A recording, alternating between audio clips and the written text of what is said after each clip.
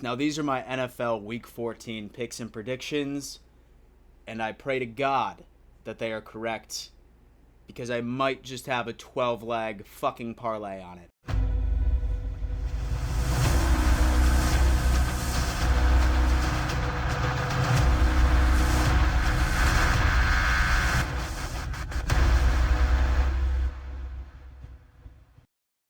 Yo ho ho, ladies and gentlemen, welcome to yet another edition of NFL Weekly Picks and Predictions. I am your host, Dan Mitchell. Say that you're new here. I'm an avid member of the Bills Mafia, and I regularly put out videos about the Buffalo Bills and the NFL in general. If that is your cup of tea, I highly recommend subscribing and joining the family, and more importantly, smashing the ever-living out of that like button. You read that title correctly. As always, I'm going to be giving you my picks and predictions, and yes, my dumbass did put a bet down for a 12-leg parlay. So literally every single prediction that I give you in this video, I have put money down on the money line. All 12 of them need to hit, so let's cross our fingers. And say, for example, that you want to fade me, or say, for example, that you want to bet along with me, then definitely check out that link in my bio from BetUS.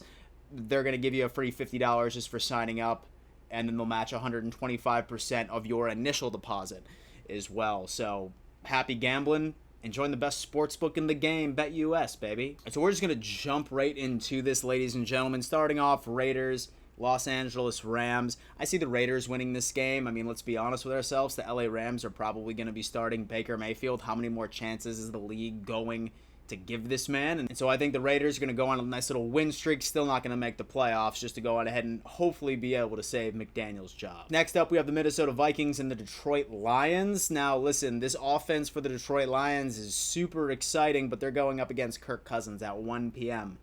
The 1 p.m. killer, okay?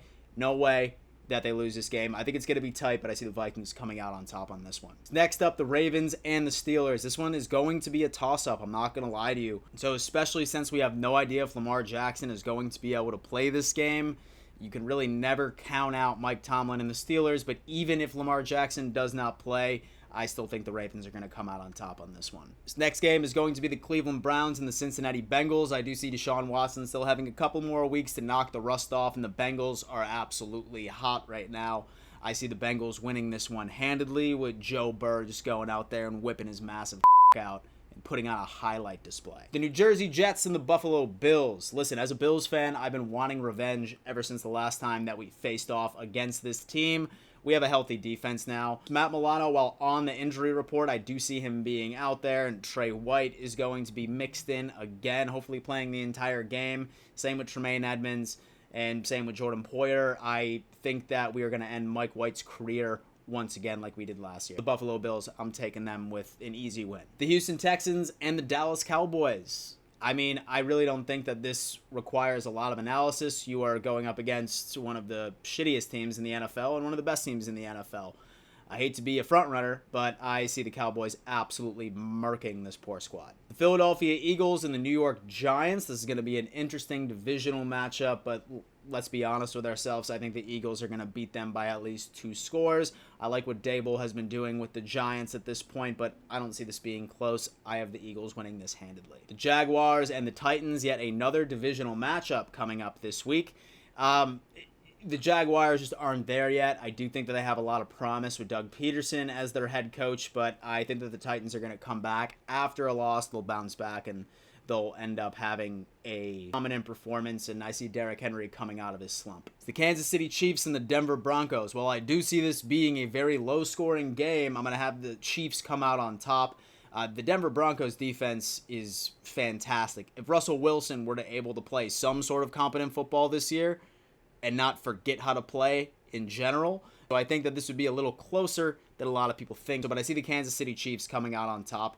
If there was any other additional bet that I would put down, I'd probably go with the under on this game, but I'm definitely going with the Kansas City Chiefs on this one. And so next up is going to be the Seattle Seahawks and the Carolina Panthers. I have the Seahawks winning this game. I think that Geno Smith is going to go out there and really just take advantage of this team that is frankly struggling. While the Panthers are not technically out of contention for winning their very poor division, I just think that this is a heavy mismatch across the board. I see the Seahawks winning this. Tampa Bay Buccaneers and the San Francisco 49ers. Now we got Brock Purdy coming out there, and he's going to be going up against the greatest of all time in Tom Brady. Say that Jimmy G was out there, I would probably say that the 49ers would win this, but I'm going to have to go with the GOAT on this one, and I'm going to have to go with the Buccaneers beating the San Francisco 49ers.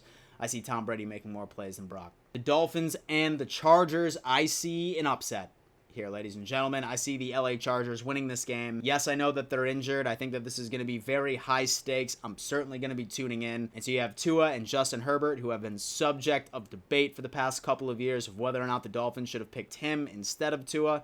I see the Chargers coming out on top. Last but not least, the New England Patriots versus the Arizona Cardinals. I see the Patriots winning this game. I see them bouncing back.